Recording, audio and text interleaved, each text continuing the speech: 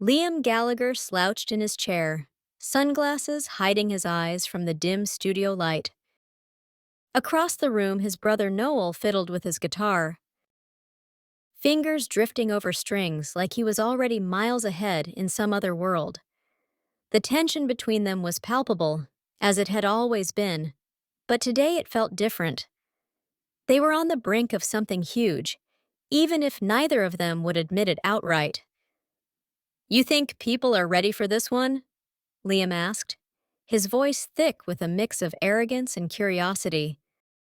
Noel didn't look up. He never did. Does it matter?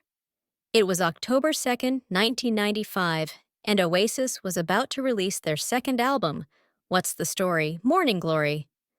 The band had already tasted success with their debut, Definitely Maybe, a blistering record that had sent shockwaves through the British music scene.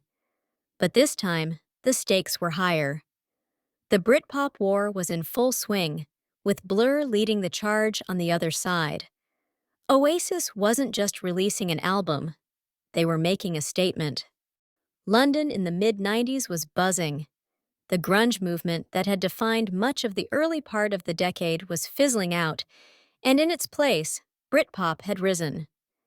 The Gallagher brothers, with their northern swagger and unapologetic attitudes, were at the forefront of this cultural shift.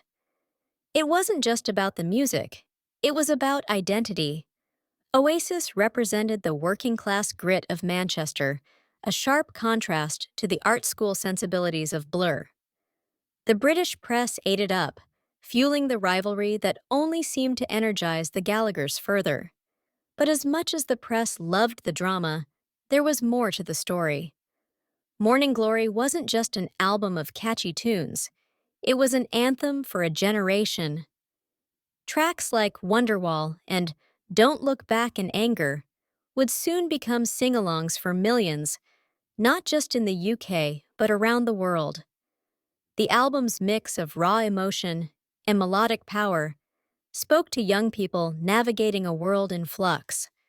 The 90s were a time of contradictions, hope mixed with cynicism, rebellion intertwined with introspection, and Oasis captured that perfectly.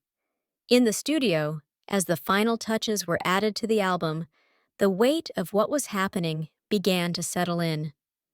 Noel's songwriting had matured, blending his love for the Beatles with his unique knack for making the personal feel universal. Liam's voice, raspy yet vulnerable, was the perfect vehicle for delivering those emotions. They didn't need to say it out loud, but both brothers knew this album would change everything. As Liam stood up, he shot his brother a look. "Just don't mess it up this time, yeah?" Noel smirked, but deep down, he knew the truth.